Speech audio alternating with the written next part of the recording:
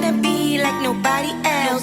No, I ain't tryna be like nobody else. No, I ain't tryna be like nobody else. Cause I'm having too much fun tryna be myself. No, I'm not the type of chick that like to follow trends. I got a small circle, no, don't need a lot of friends. You know I gotta get this money cause I like to spend. I see you haters watching, so I just give you a grin. How you guys doing? It's your girl Lime Down, and I'm back with take 5 of Just Here to Vent. I had saw a post today on Instagram by Don Juan. Shout out to Don Juan. And it basically said, I know a boss and a Honda, and I know a bum and a Benz, and don't let possessions fool you. And that spoke to me because I'm from the hood, like the hood. 23rd and Diamond, shout out North Philly, you know what I'm saying? But that's how it was. Like, I grew up all in Section 8. We've always been on welfare, but it would be like people in my hood with real Louis Vuitton bags and Fendi and, you know, Dolce & Gabbana and Gucci. And I used to be like, what the fuck? Like, I'm working my ass off, like, hard and just trying to pay bills. And these motherfuckers is living in Section 8 and buying all this expensive fucking shit. And I'm trying to figure out, what is the tea, honey? Like, tell me what you're doing. I need answers. Like, I'm trying to understand. But then I also started to think, like, y'all got all these nice things, but y'all still living in the hood. It would seem to me that you would use that money to, I don't know, get out of the hood, or, you know, maybe get your own place, or, I don't know, stop living with your parents, or, I mean, but that's just me, and it might sound like I'm hating. I'm definitely not hating. I tell y'all all the time, 2 things I don't know how to do is hate, and I don't know how to be fake. Like, you know what I'm saying? Like, those 2 things, oh, and kiss ass. So those 3 things, have always eluded me in my entire life. So I just be sitting here looking, and I started to realize that everybody does things for show. Nothing is, you know, just for the faint of heart. People post stuff like, you know, if they throwing their kids a birthday party and they done spend $1,000 on a 2, 3-year-old, 4-year-old party, something that these kids are not even going to remember. They're not doing that for the fucking child. They're doing that for the people that are coming to the event, because they feel like, and I don't know why they feel like, but they feel like the more you spend on a child equals the more you love a child. And I'm here to tell you that that's not true at all. That is not true. How you show that you love a child is making sure that they have everything that they need, not their wants, but everything that they need. How you show you love a child is being there for them. How you show you love a child is making sure that they have a future financially, that they're financially sound, that they know about credit, that you're teaching them the right things, the right people to hang out with, showing them career paths, or showing them how to be better than you are. I think that is the real true parent, and that is what you really should be doing for your children. Like, when I see stuff like that, I don't get upset, because I understand that a lot of people, like I said, they do things for show. It's not for the child. It's just simply not. And, you know, don't let what people post fool you. You understand what I'm saying? Like I said, a lot of these people that I know them personally. Like, I got a brother. I have a brother that's in his mid-40s, I believe, and he's never had his own place, like, in his life, and it's because he suffers from a gambling addiction.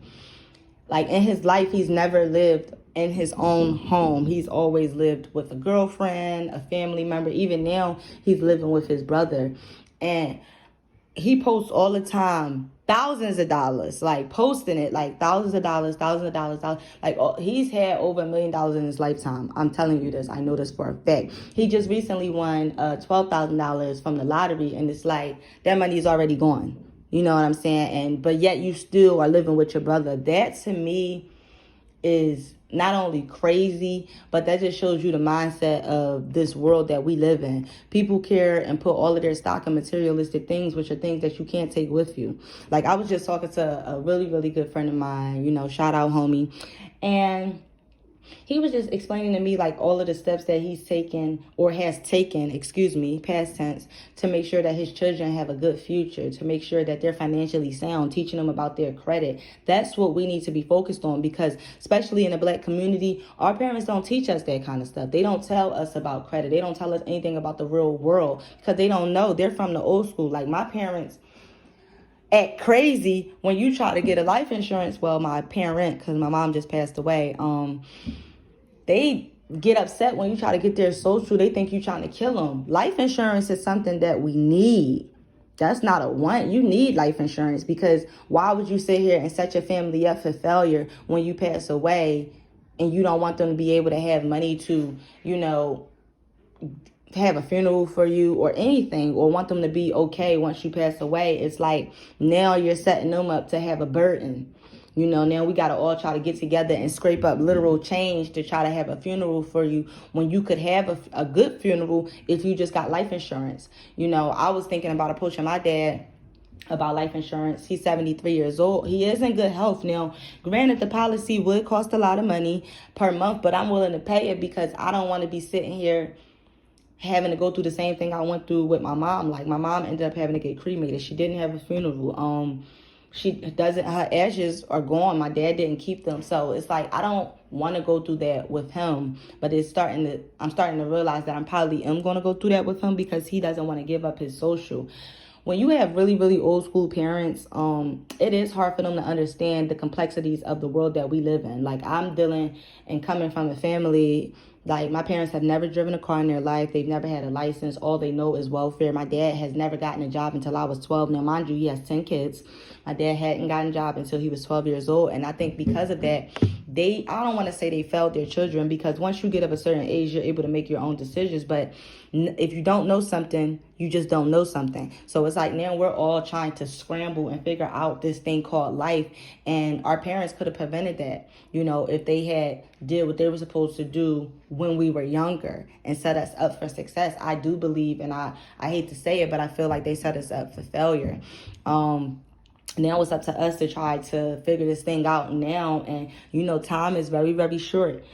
Tomorrow is not promised to anyone. And my real point of this video is just to explain to you guys that don't let social media and things that people post fool you. Like, a lot of stuff that people post, I know these people personally, because I usually don't accept friend requests except for from people that I actually know personally. And I don't understand how y'all sitting here spending thousands and hundreds of dollars on, materialistic thing, but you living in the hood, like literally in the hood. Which brings me to this pastor, Whitehead or Bishop, whatever you want to call him, that just got robbed in the church. Now, a lot of people are saying that the robbery looked fake.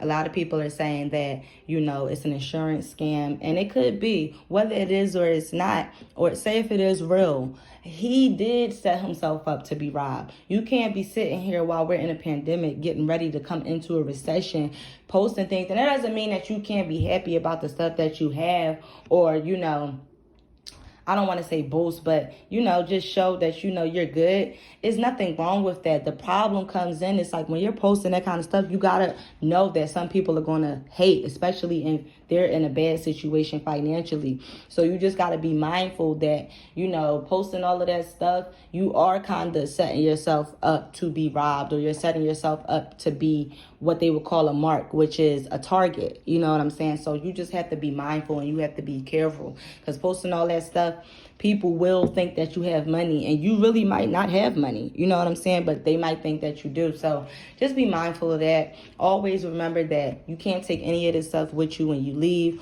The only thing that is going with you when you die is you. Like, nothing else is going with you. None of your house is not going with you. Your car is not going with you. You know what I'm saying? All you can hope is that you are leaving a legacy, and you're leaving a good life for your children. That's all you can really hope. I ain't going to keep y'all too long. I'm in the middle of still calling daycares. I've been calling daycares for the last 2 hours, trying to find a place for my son. A lot of people are full. A lot of people are understaffed. And honestly, if their rating is not a 4.0 or higher, I'm not even calling, because I had such a bad experience at my son's last daycare and the one prior to that, I can't just have anybody watching my son. He does talk, but he doesn't talk enough for him to be able to tell me if he's being harmed. You understand what I'm saying? So when you're in a situation like that, you just have to be careful.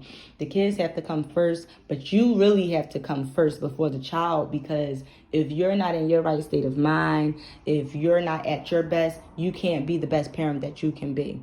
So I'm going to go ahead and leave y'all with that. Make sure you guys hit that like button, that subscribe button, that notification bell. I probably will be posting again later today. I hope I see you guys in the next video. I hope you guys get all of the blessings that you are due. And I hope you guys are continuing to work hard to make a life for yourself and your children. I'll see you guys in the next video.